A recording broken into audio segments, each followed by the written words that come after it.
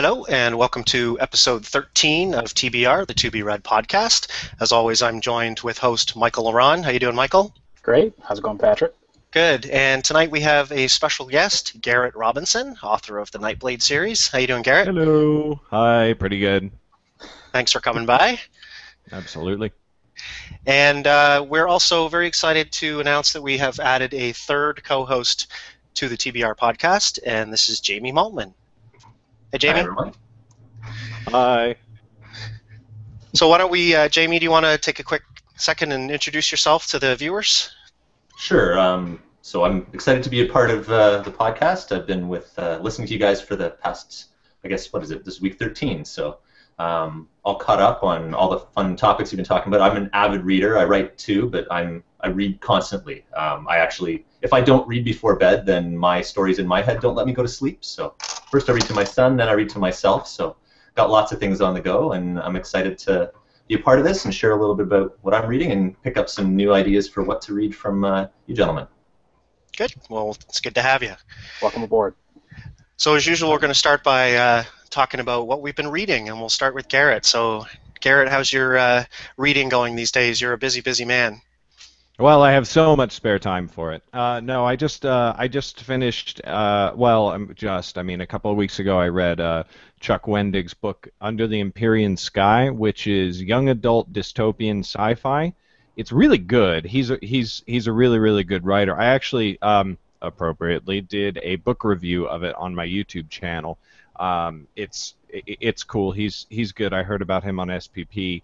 It's a difficult book to explain, because when you think dystopian, you generally think something like, the first thing that comes into so many people's minds is what do you call it, like Hunger Games or Divergent type scenario, and it's got parallels, but it's also very different. It's much more into the sci-fi, and it's like biological sci-fi. It's really good. It's really worth checking out. And then right now I'm about halfway through The Dream Engine, which is obviously the fiction and box book by Johnny B. True and Sean Platt. That one's that's a brain twister. It's like their most metaphysical book ever. So like I have to read it for like a half an hour and then put it down and like think about what I've just read. So it's good. For sure. Yeah, I haven't read Chuck Wendig, but I've got The Blue Blazes sitting on one of my e-readers waiting to go, and I've checked out a couple of his. He's, I think, got like a dozen of these, like 250 things to know about writing and 500 things to know about this and that, and those are pretty cool. So, yeah, Jamie, he's a how great about... guy. If you don't follow his blog, you should also definitely follow his blog. His blog is amazing. Yeah, for sure. Yeah, it's hilarious. Actually, it's funny. A few months ago, I read his Blackbirds, which was, I guess, I don't know if it was his first book that came out. I think it was. That was a pretty cool read. It's very different from the kind of stuff I would normally read, but it was good. I enjoyed it, and I would revisit that world again. And I read Dream Engine as it happened. I think I was the only one here that did. I was reading the daily as they went through the Fiction Unboxed project. So I haven't read the final one and seen how they cleaned it up. I was reading the straight, rough copy and then hearing them talk about it through that whole process. That was a lot of fun. But I wanted to do that because of something we're doing later that I'll probably talk about over one of the coming weeks. But most recent things that I've been reading, just a little while ago I finished a book by an indie author, Kevin Tumlinson, and it's called Sawyer Jackson and the Long Land. And it was a neat one. It's a YA book that's got I think he's about a 16-year-old protagonist, and it was really, really neat. The vibe I got from it had a little bit of some of the Neil Gaiman stuff, he's older than the early part of the Graveyard book, and he's younger than Shadow and American Gods, but there was just some of that kind of eerie feel of he's learning about what the world isn't really like what he thought it was growing up, and he learns a lot from his grandparents, and there's just some really neat magic-y, science-y stuff. Like it's almost in between science fiction fantasy, but present day, and I thought it was really cool. Really, really enjoyed it, and got my wife to read it too, and she liked it too. And right now I'm 75% of the way done Pentecost by Joanna Penn, or JF Penn, I think. Okay. How are you enjoying that? I haven't. I actually bought that, but it's again sitting on my Kindle. Yeah, it's one. It's funny. My wife and I had been talking about reading it, and finally she'd finished a book, I'd finished a book, so we're reading it at the same time and chatting about it. And we're suckers for that kind of, that searching back through history and the present day and pulling in clues and chasing stuff around the world and that kind of a thing. I didn't love the Dan Brown ones as much. Like they're fun, unless you make them into a movie. But then it actually, there's a lot of similarities to the show 0 Hour that got canceled, but they managed to finish running it here a couple of years ago, or last summer. And there were a lot of very similar things to Joanna's book, but she wrote it before that came out. So hey, it's like one of those synchronous ideas kind of thing. But I'm enjoying it. My wife is too. So it's a lot of fun. And I've listened to Joanna for a long time, so it's nice to finally hear her fiction voice. Yeah, that's awesome. Yeah, I haven't read any of her fiction either, just her nonfiction. Yeah. Yeah, same here. So hoping to finish that in the next couple of days, and then I've got some books coming up. I've got, the list is growing all the time, but I've got one book I've got to read for someone that I'll hope to tell you guys about next week when I've started it. Cool. Nice. So how about you, Michael? I have most of my week has been spent reading Nightblade by Mr. Garrett Robinson. Good stuff. Yay. Yeah, I got the first 3 episodes read, and hopefully, yay. Hopefully, you're not like. No, it's the worst thing I've ever read. No, it's awesome. No, it's awesome, and hopefully I'll be able to get my rest of the reviews for season, or I guess volume 1 up here pretty soon. But I've been reading that, and then I've been pretty busy this week with just some stuff, getting the book launch ready. So I've been listening to a lot of audiobooks because I've kind of been on the go. I've been listening to the Dream Engine audiobook by Johnny Beecher and Sean Platt. That's pretty good so far. I've never heard anything by Ray Chase, so I definitely see what people are talking about when he says he has his own theatrics. But he's a great narrator. Just his cadence and like the emotion that he puts into it, it's just awesome to hear. So that's been a complete joy to listen to. And I've also been listening to an audiobook for Contemplations by Ellen Stoll. We had her on the show a few weeks ago. I'm sure you guys know who she is, but that's interesting too. It's an anthology of short stories and poetry, and some of the stories are really light and happy. Some of them are really dark, and it's like, whoa, this is crazy. But I think her narrator does a really good job of just infusing that emotion into the stories, and I'm almost done with it, and look forward to leaving a review here pretty soon. Nice. Cool. So before I talk about my reading, do you want to explain to everybody what's going on with the little green dude in your lower third? Oh, yeah. This past weekend I released my new book, Eaten. It's a series about a group of vegetable terrorists attempting to take down an empire of processed foods. So the character in my avatar... that one. Yeah, so that character in my avatar is my main character, Brock. So just figured I would throw him in there for a couple of days and see what people said. Oh my god, his name is Brock! Oh my god!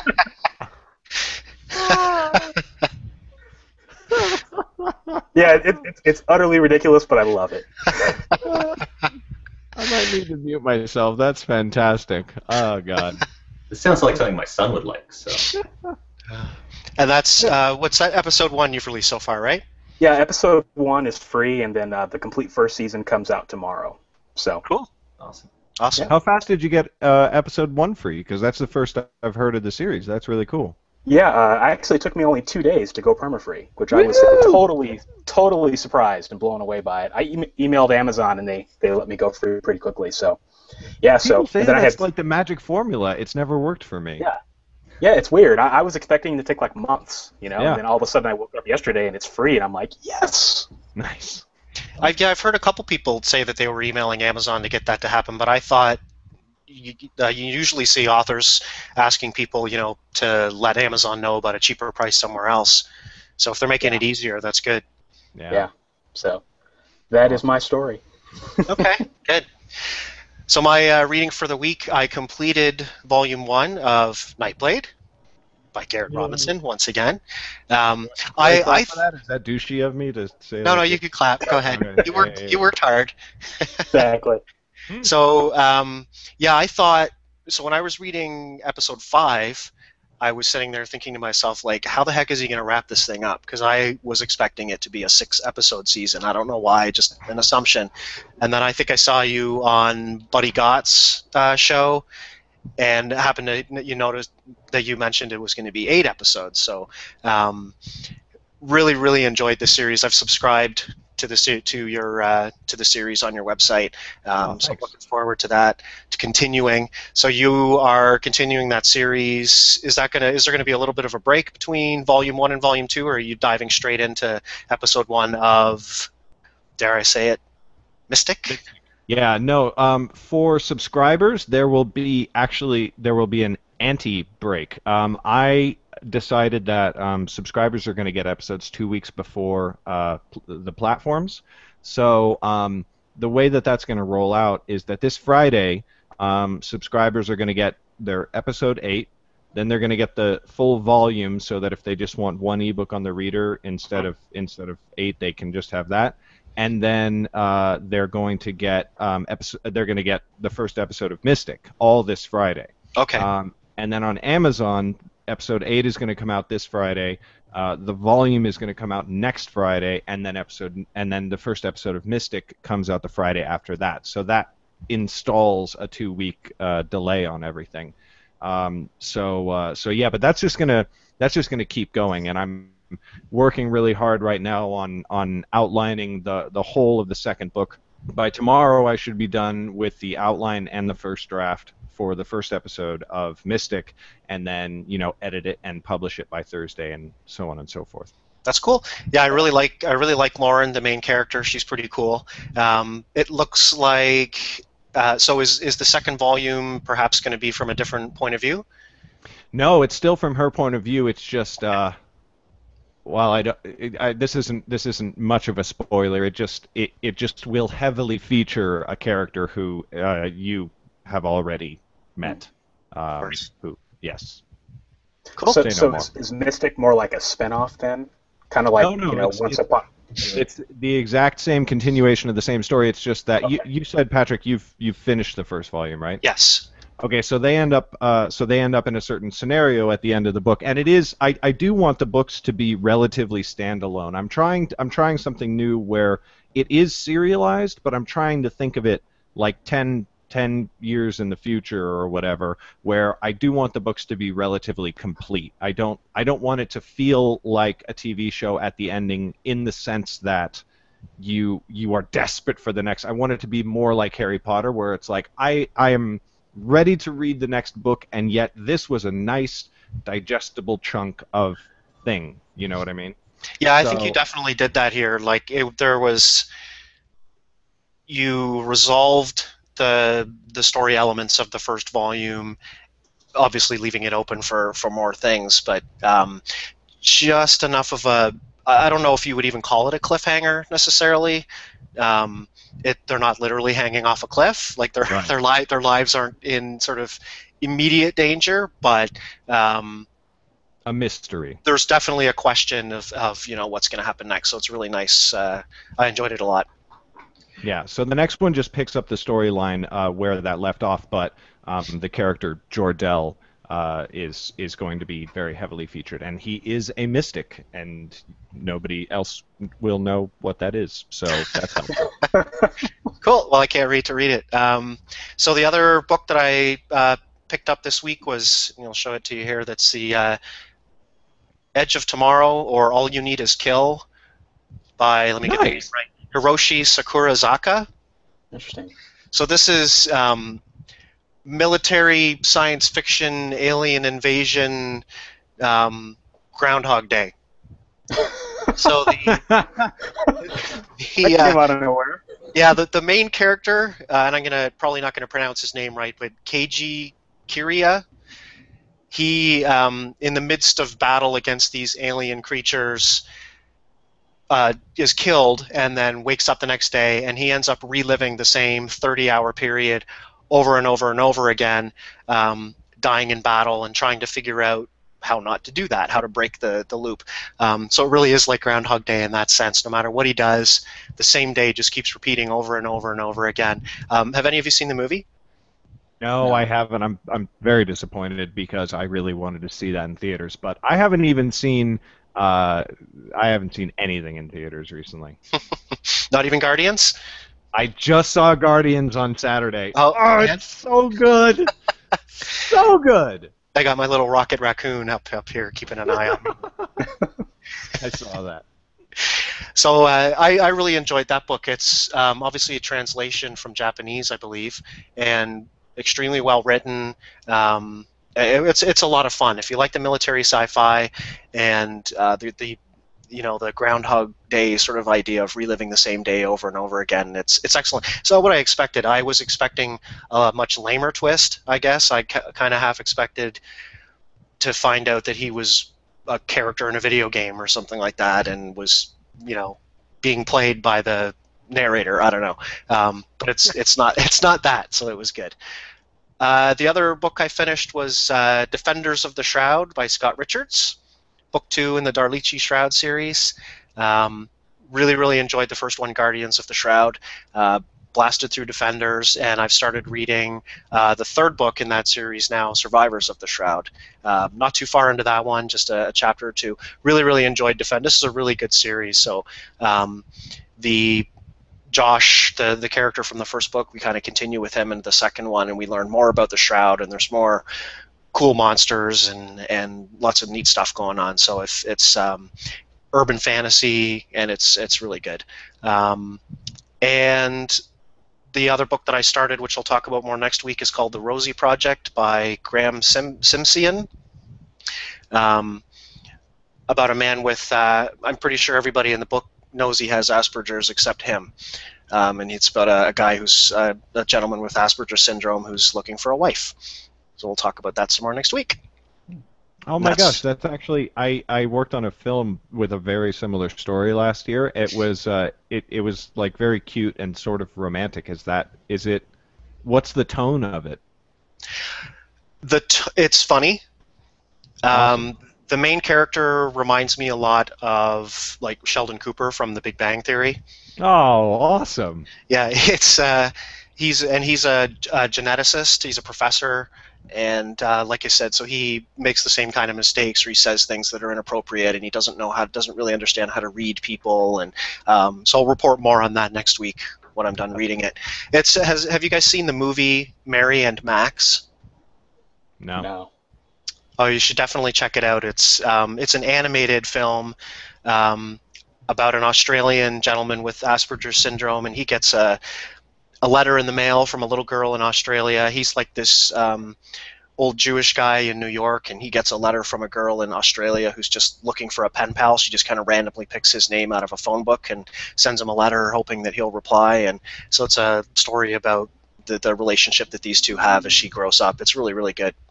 Yeah, I've seen that. I've seen part of it. I think it streams on Netflix. Yeah, it's a good movie. That's awesome. That sounds great.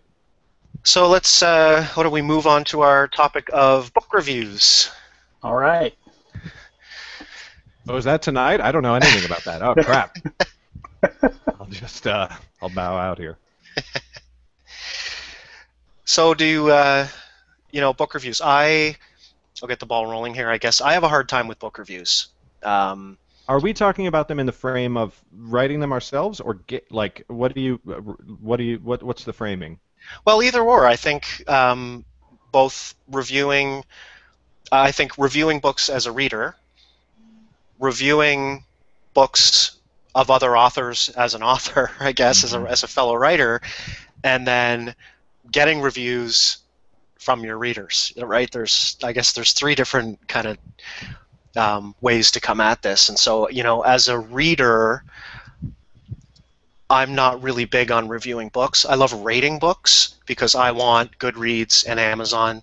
I want to give Kobo and Amazon and Goodreads as much opportunity as I can for them to give me better suggestions on what else I might like. Right. As a writer, I want to review other writers' books because I know that it's important to you guys, and I think you see it in the back of everybody's book. Writers live or die by their reviews, and so I know that that it's needed and appreciated, and so it's hard for me to review books. I don't like to type in, a lot of reviews you see will just kind of repeat the synopsis of the book before they get into the review, and I don't need that in a review. I already know what the book is about, and honestly, I try to stay away from reviews until after I've read a book. Right, for that reason. Yeah, because I made the mistake of looking at some of the reviews for the Rosie Project, mostly because it's a book that I really didn't know anything about. It's just something that caught my eye on the bookshelf, and started seeing some negative reviews, and I just kind of shut down Goodreads. It's like, I don't want to hear this before I read the book. I want to read it and make up my own mind. Right, right. Well, I have a policy that I don't review books I don't like. First of all, I don't generally finish books I don't like, and also for this, like, as an author, I mean, not that I don't want to say like I'm afraid of reciprocation, but I don't want to invite it either, you know. So like I haven't. That's actually one of the reasons that I used to have a book review show on my YouTube channel, and I stopped because I kept running into books that I had very specific rules on the show on what I reviewed every single week, and when I got to choose the book, I would always just pick a book that I knew I was going to like and read it and review it. But on the other ones, like, I kept running into books where I'm like, I just don't like this at all. And first of all, that just sucks because like I feel obligated to finish it and whatever. But yeah, I tend to only review books that I like because I want to. My purpose for writing a book review is recommending to whatever audience that review channel has, whether it's my blog or my YouTube channel or whatever, recommending to them a book that I think that they'll like. That's what I want to do, but I think that there are a lot of excellent sites that make reviewing an art form, and it's almost better when they write bad reviews. Are any of you guys familiar with what are they called? Crap, I gotta look them up real quick. Talk amongst yourselves. I was just going to say, I think I keep seeing these reviews, either 1 or 5 stars, but they say I haven't read the book. Yeah, those are the worst. Yeah. I think I just wish we could just purge those from the earth. Yeah, I don't know. Like, I think I saw Simon Canton maybe complaining about one of those this week, and it might have been a 5-star. I can't remember, but I kind of wonder if those are people that. I don't know, like, it's almost like a bookmark for them, maybe. Like, I'm going to rate it right now and just slap some text in here, and I'll come back when I'm done reading it and actually review it. I don't know if that ever happens, or, like, why would you ever go on Amazon or Goodreads or anywhere and say, I haven't read this book, 1 star? Well, yeah. I mean, it could also be just to spite the author. You know, I see that for 1 star, and I see the opposite being true. Like if somebody's mom wants to review their son's book, but they don't know how it works, it's like, oh, I'm gonna give my son, 5-star review. And I wonder if it's also maybe the opposite of what I was saying before, where I rate, at the very least, a lot of books because I want the booksellers to get better at recommending things. I wonder if Amazon kept saying, buy book 2 in the City of Bones series or whatever, and every week I was getting an email, I could see going into Amazon and 1-starring every book in the series just so they'd stop saying, you might like this, right? Yeah. I don't want it. Stop.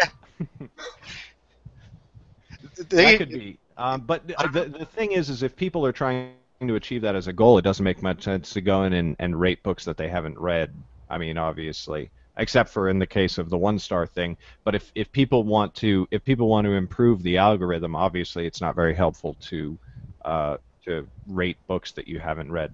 But the channel I was thinking of before, there's a YouTube channel called The Escapist, and they have a show called Zero Punctuation. Oh yeah. If you like video games, it is some of the funniest crap you've ever heard, because the guy literally talks with almost no breaks in his talking, and he's British and he's very dour. Yahtzee. Yeah, I've heard that. And he almost never likes the games. It's very rare for him to review a game that he really, really enjoyed, but his reviews are so funny. That's not the point. You don't go to get recommendations for good games. You just go because it's hilarious. I think the only game. Sorry, go ahead. No, and that's the point. Is all I was going to say. Yeah. Yeah, you get that a lot on the internet, right? People pay more attention to negativity than positivity. It's the same on that channel with Movie Bob. Love his movie reviews. I don't think I know Movie Bob. He's on The Escapist as well, and he's just a reviewer that I really I have similar tastes. If he recommends something, I know I'll enjoy it, and if he hates something, I know I'll hate it for the most part. Nice. They also have a really good debate show called No Right Answer. There's a lot of great shows on that channel on The Escapist. Yeah, they're fantastic. I really like the new one that they've got going, where the two of them play video games against each other. But that Yahtzee and John Jim Croshaw. Yeah, it's fantastic. But in a similar vein, I don't know if you guys know this site. It's called thereviewheart.com. I happen to know the girl who started it, but it's her and a guy named her name is Shen Hart, and he's Michael Keenan. And I was actually doing my video book reviews on there for a while, and then they were sort of like, we feel weird about this because we've reviewed some of your books in the past and some people are giving us crap about it, so they were like, we're not going to feature the videos anymore. But Michael Keenan in particular just lambastes. He like actively hunts down bad books and then writes these like absolutely brilliant dissections of how terrible they are, and that's just kind of what he does. And I'm like, my God, I would never do that in a million years, and yet every time I see one of his reviews, I pop in and I devour it because it's so funny. I mean, so is that just Review Heart, like all one word, Heart? Hart, like the like an archaic name for a deer type thing, but yeah. But so that's one thing that reviewers who are trying to build themselves up as reviewers do. But honestly, for me as an author, I don't bother trying to get reviews from sites. There's a list that I used to go to all the time. It's called the Indie Review, I think it's called. And it's just a list of all these sites that review books. I don't even try anymore. First of all, you get a very low response rate and an even lower review rate. And second of all, what sells your book isn't, unless it's like a blog tour, what sells your book isn't generally reviews on sites like that. It's number of reviews on Amazon plus like really good advertising. And so for me at least, it's more about quantity on Amazon and Goodreads than quality reviews on sites that specialize in that. That's just me. Yeah, the interview it's tough. I mean, I think my response rate is like 10%. You know, created like 100 bloggers and I got like less than 10, if that. It kind of sucks, but yeah, that just goes back to the idea of, I don't know, when I was a reader before I became a writer, my philosophy on reviews was very different. Like when I was a reader before I ever published anything, my first thing was to kind of express myself, right? Like this whole idea of a review as an art form, right? You want to express yourself, you want to tell other people what you think, and kind of as a third thing, you kind of want to help people recommend or help recommend a book to people. Right. And when I became a writer, all that kind of went out the window. Like I guess I didn't care about it. Like for me, I guess typically these days I'll leave, a paragraph review, because really at the end of the day, that's kind of really what matters. It's like you hit the key points, hit the things that readers are gonna enjoy. Like I always comment on the story, I always comment on the plot, I always comment on the characters, I always comment on who I think might like the book, but I don't focus so much on it because really as a writer now, the reviews are just so important that the longer the review is, that's good, but I don't necessarily have the time to write. Take 2 or 3 hours to write this work of art, right. That people are that's going to go to the very top of the Amazon page. Just don't do it anymore. No, and that's very true. And that gets into the complicated thing too, because the two major places that we, as well as the other book sites, but Amazon and Goodreads are like the two major repositories that are both owned by Amazon of reviews. But then there's the difference between the two of them because they have different rating scales. And not everyone knows that unless you really read in detail. But the people that care about the art form do know about that and know that a 5 in their, in Goodreads' view is supposed to be one of the best books I have ever read. Right. Not, I really, really like this, which is what most people would treat a 5 on an Amazon to be. And so you get funny things where the same person that knows that will review it with 2 different star ratings in 2 different places. You've got the whole there's a whole complicated story on that side too with what some of those professional reviewers that did it within Goodreads didn't like the fact that Amazon bought it and had a lot of issues with that whole thing and would go away in a huff. And there's a lot of that going on, and I've read a lot of interesting diatribes in that vein. And I don't know, it's a funny thing. I guess I tended to be somewhat like where the intention that you came from is what I want from a review. If I'm going to read one, I, like Patrick, don't want a synopsis at all. I don't want to know. I hate spoilers in general, so I stick my head in the ground on social media if I haven't watched my Doctor Who or whatever yet. So, but so I would never write spoilers. So I'm always and then there's not a lot. You can only talk about sort of flavors and the feelings you get about the book as a whole, or things that you might compare it to in terms of the tone or that sort of thing. And I think that's the most useful stuff, is if I can do something that can help someone say, hey, I might like this. That's what I thought before. But like Michael now, it's like I still think that's useful, and if I can do that very efficiently, as well as give that review just because the bulk number of reviews matter. And similar to what Garrett was saying, especially I've had some betas or sort of early reviews from people that I've met along the way, and if I'm not giving it a 3-star or higher, then I'm gonna, and they want feedback, I'm gonna send them a private email about that. I'm not gonna say that publicly, because I just don't think there's anything useful for that, and invariably someone else will come along and say the negative things anyway. So I don't need to be the one that's putting that out there. Well, it's you don't need to worry about it. Somebody will come troll them. There's more than people just waiting to do that, right? And unfortunately, so. And I think it's all subjective anyway, right? I see so many. I mean, you could literally see, you read a review for Harry Potter or something, and you'll read review 1, and it says these are like the most fully realized, realistic characters. Great plot, and the next review will say cardboard cutout, flat characters, and the plot's been overdone. I mean, it's all something we've talked about before. I think it's based on what you've read before. There's some books that I don't enjoy where I might see the plot twists coming from a mile away, but a young adult reader who maybe doesn't have as much reading experience may totally surprise them, and they're going to love it. Right. And that's why I feel a little cheesy when I've reviewed one thriller book in my lifetime, and it was C.J. Lyons, and I freaking loved it. I don't continue to read thrillers because it's not my genre, but I was just like, oh my god, it was so good.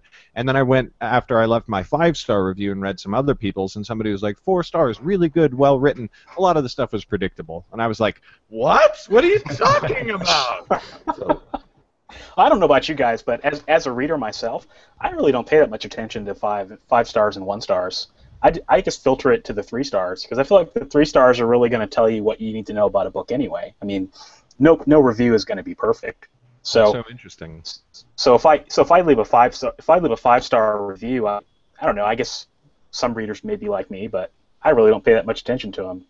There's another funny phenomenon that I don't know if you guys heard about. It was reported, I think, last year or early this year, where they've actually found that after a book wins one of those major literary prizes, that it starts getting lower reviews, and people are hypercritical of it, and start to try and poke more holes in it, because they're like, well, if this is so good, then da-da-da-da, and start to give all the negative feedback on it. So haters gonna hate, right? Exactly.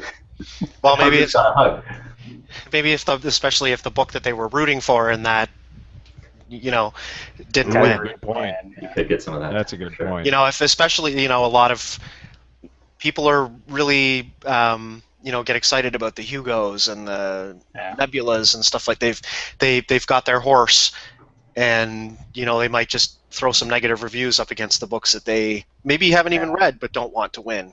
Yeah. Well, look at all those people that Doug Maui wants to be famous. Yeah. Oh crap! Oh yeah. For me, I don't actually read reviews at all ever, except for, like I said, the ones on the 2 that I already talked about channels wise. But I know how important they are. And for me, what's like for my books at least, what's important to me isn't necessarily what's in my reviews. I do read all reviews of my own books, and it makes me feel good. But from a business perspective, it's not important to me. What's important to me is how many there are, and how many and what the average is. Because when you're advertising a book, when I'm looking for a book, what I look for is what's put in front of my face, like what's in the BookBub ad, right?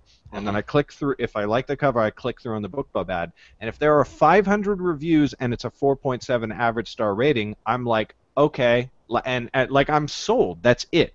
I don't care about the content of the reviews whatsoever. I almost don't care about the book blurb. Like if the cover and the title and that statistical average of the reviews are in place, I'm good. And I think a lot of people operate that way, which is why it's so important to have a lot of high star reviews for your books. But are you also then filtering what you're seeing by genre, for example? Because if you just look at the number of reviews and the rating, you could find yourself reading, I'm sorry guys, but Divergent. Well, first of all, I did, which I was not happy about. But no, like I do sort of filter by genre. Divergent, I was excited to read. I was like, it was one of the first books on my YouTube channel review show, and I was like, this is a bestseller. People say it's a lot like The Hunger Games, which I loved. Mm-hmm. It's got a ton of reviews, and it's got a really high average. This is going to be great. So I started reading it, and I was just like, oh, no. And that educated me to the fact that not all young adult dystopian books are good. Like a sci-fi book to me is like pizza or like the other thing, where even if it's pretty bad, if the technical quality is good, but even if the story and whatever is pretty bad, it's still pretty good. It's sci-fi, you know. I'm okay with that. But this was just like, oh my god, and it was a blatant ripoff. I have lots of opinions on that, but yeah, sometimes I end up with the stinker, I guess, is the answer to that. Well, I mean, I think that reviews are qualifiers, right? You look at the average, you look at the number of reviews, and then you dial down to look at the blurb. You know, I kind of operate that way too. Yeah. I kind of think, you know, maybe they'll get better. They may do this in the background, and maybe they're working on it all the time. But you know how when you're in Goodreads and you're friends with somebody, you can compare books, and it shows you that little sort of Venn diagram of 52% of the books you've read are the same. You have the same opinion as this friend or whatever. You know, I wonder how much of that they're using to. It's kind of like the also bots, right? Right. To look at all of your friends who've read similar books to you. Here's one that a lot of them have read that you haven't, that you might like. I don't think they're quite that sophisticated yet. That don't seem to be anyway, based on the recommendations I get from all of the different, like Kobo's no better than Amazon. They're all not great at recommending books, but sometimes they hit a good one. Yeah. Do you ever flip through the Goodreads recommendations section? Because you don't really see it offhand. It's more you have to go and find it in one of the menus. And I haven't done it very many times, but they've got as much information as anyone, like you're saying, on doing some of those comparisons. So. I'm still they know building more than anybody. Yeah, I'm still building my algorithm. Goodreads is a lot like Pandora. It takes you a long-ass time to get a really good Pandora station, and it takes a long-ass time to get really good reviews on Goodreads, because like Goodreads is coming up to me and it's like, you know, read this like young adult romance because you said you liked The Fault in Our Stars. I'm like, no. Like, yes, I did like that book. I'm probably not going to like this other one. And they haven't really got the fact that I'm a sci-fi fantasy guy, because I hardly ever get those recommendations from them. Yeah. You're going to have to talk if you want to point at something, Jamie. Oh no, I was just pointing while Garrett talks. Most of my bookcase here is fantasy, and I do a little sci-fi and some historical stuff. But I see the books on your shelf there. That reminded me, Garrett, you're trying to be, is it the world's tallest hobbit? Yeah. Actually, as you can see here in my not at all creepy fan postcard that I sent to Peter Jackson the other day. No, I'm doing that contest. I think I might have a shot because the majority of the competition judging happens on your video. I happen to know how to make an okay video, hopefully better than anybody else in the contest. Do you know where you are on that now? Like where you're ranked? You were 13 or something recently? Yeah, it hasn't updated because I've maxed out on my retweets since the thing, and it hasn't given me those coins. Right now, I'm uh, technically in. I'm technically tied for sixth place with like a whole bunch of other people, and I'm listed as 10th on the site. Cool. Either way, they're taking the top 12 people from the U.S., but the points are not actually how they're judging it. It's mostly judged on your video. So Cool. So for We'll see. people who don't know, correct me if I'm wrong, but so you're trying to win a trip to New Zealand to watch the premiere of the final Hobbit movie with, as you call him, PJ. You're Yes. on a nickname basis with Peter Jackson. That's pretty cool. All his people are on a. He welcomes them. Hey, did you not see the picture of the two of us meeting at a party? He knows me. He doesn't know that he knows you, but you're going to jog his memory with the postcard. So that's cool. right. There you go. Yeah, no, it's a cool competition. They're having 75 people around the world are being flown to New Zealand. To Air New Zealand is paying for a whole vacation for you to tour all the sites where they filmed across the two islands, and then you get to watch the screening of the first official film screening with Peter Jackson, which is. I have a long history on there, which would take up way too much time, but that would basically be the most significant occurrence in my lifetime. Well, that's pretty cool. Wish you best of luck on that. Good luck, man. Thanks. Awesome. So we're getting on towards 20 to 10, and Garrett, I know you have another podcast to run too. Busy day. Oh, yeah. So the storytelling podcast kicks off in about 20 minutes, and we'll be there to get back at Zach in the comments. So where's the best place for people to find you? Well, the best place for people to find me is my website, garrettbrobinson.com, and you can also just Google the Nightblade, or search the Nightblade series on Amazon. If I could make one more thing, just in case somebody is like, well, how do you get reviews? Because I talked about this on the self-publishing podcast today, but I think it's an idea worth spreading, especially within our little community. Mhm. Is the most effective thing that I found is offering the next book in the series as a review copy if they review the first one. I mean, that has gotten me. That's the most successful strategy. If people review the first Nightblade, they get the second one for free. And if they share the first one after that, then they get the third one for free. I get like 5 to 8 reviews a day on Nightblade. And so if you are an author and you have multiple books in a series available, do that. That is like that's the king shit as far Well, as that's I'm cool. concerned. Because I mean, if they don't like it, they're less likely to review it and ask for book 2, right? Exactly. Yeah, I did that with Eaton. I learned that from you. So we'll see how it goes. Yeah. But yeah. Anyway, GarrettBRobinson.com, 2 R's, 2 T's, my name, and Nightblade on Amazon. Excellent. So everybody should check that out for sure. Thanks so much for coming on, Garrett. Of course, my pleasure. Fun. And we'll talk to you soon. All right. Okay. Have a good night, guys. See you later. Happy reading.